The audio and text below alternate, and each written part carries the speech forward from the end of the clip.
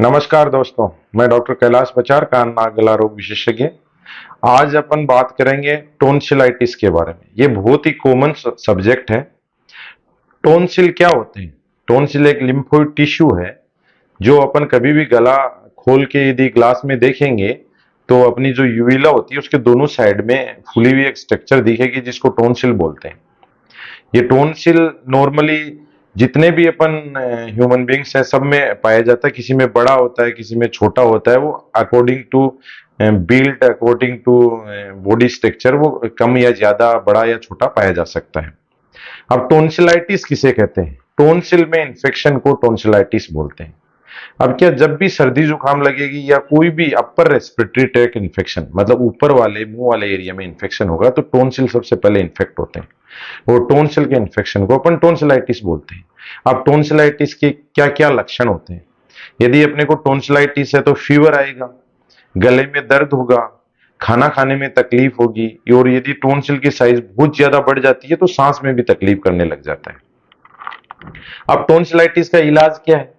वो टोन्सिल, कई हमारे पास पेशेंट आते हैं, वो कहें साहब बाहर यहाँ गांठें आ गई है, टोन्सिल। बाहर बिल्कुल टोन्सिल नहीं होते हैं, टोन्सिल गले के अंदर होते हैं। ये जो बाहर क्या चीज है कि जब भी टोन्सिल में इंफेक्शन होता है तो बाहर ये लिम्फ नोड फूल जाती हैं, रोज की गांठें जिन्हें बोलती हैं, बाहर वाली यहाँ साइड में आ जाती हैं। वो टोन्सिल की वजह से लिम्फ नोड का इन्लार्जमेंट है। अब टोन्सिल का इलाज क्या है?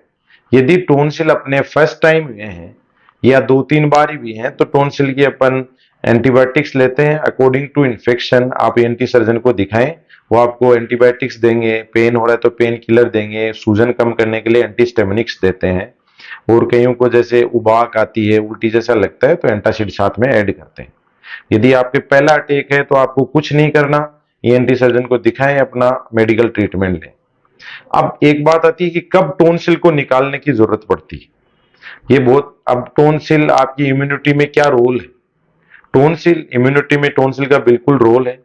ये अपने इम्यून सिस्टम को एक्टिव रखते हैं, इम्यून सिस्टम का एक पार्ट है।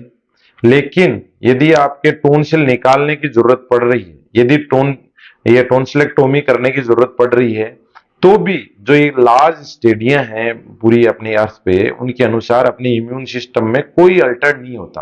मतलब टोन्सिल के साथ वाले पेशेंट में और टोन्सिल निकाले हुए पेशेंट के इम्यून सिस्टम में कोई फर्क नहीं पड़ता है कि आपने निकाल दी तो आपका इम्यून सिस्टम वीक हो जाएगा। ये बिल्कुल गलत धारणा है। अब टोन्सिल का ऑपरेशन करने की क्यों जरूरत पड़ती है?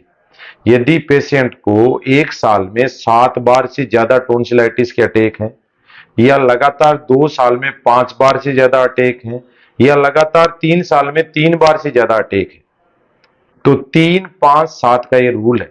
यदि 1 साल में 7 बार से ज्यादा है, 2 साल में 5 बार से ज्यादा है, लगातार 2 साल में 5 बार से ज्यादा हो रहा है, और लगातार 3 साल में 3 बार से ज्यादा हो रहा है, तो उन पेशेंटों में टोन्सिल निकलवा देनी चाहिए। बात ये नहीं है कि टोन्सिल अपने गले में दर्द कर रहे हैं।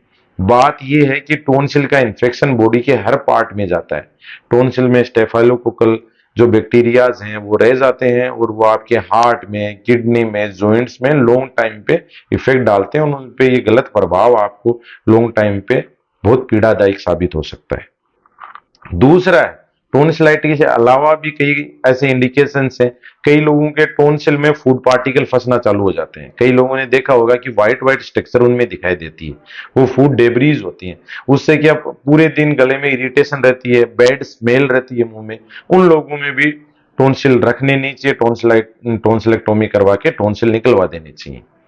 और कौन सी एज में टोन्सिल निकलवाने चाहिए, ऐसी कोई इंडिकेशन नहीं है। रूटीनली डॉक्टर्स 3 ईयर के बाद में टोन्सिल निकालते हैं। उसका कारण क्या है कि यदि छोटा बच्चा होता है 3 साल से नीचे तो ब्लड का रिजर्वायर कम होता है।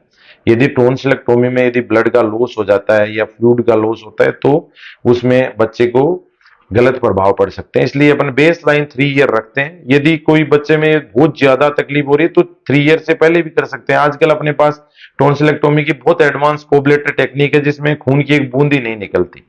तो इसकी टोन्सिलेक्टोमी की इंडिकेशन क्या है? वो जो मैंने 3-5-7 का रूल बताया आपको। दूसरा है कि जिसमें ये बैड स्मेल आती है, टॉन्सिल डेब्रीज इकट्ठा होने लग जाती है। और चौथा है, कईयों में टॉन्सिलर मैलिग्नेंसी होती है, उन लोगों में भी अपन टॉन्सिल निकालते हैं।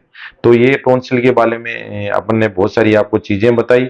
बिल्कुल गलत धारणा ना रखें, यदि एक दो बार होता है तो केवल दवाइयां लें, कुछ चीज के बारे में ना सोचें, और इसके बारे में और लोगों को भी जागरूक करें कि टॉन्सिलाइटिस क्या है।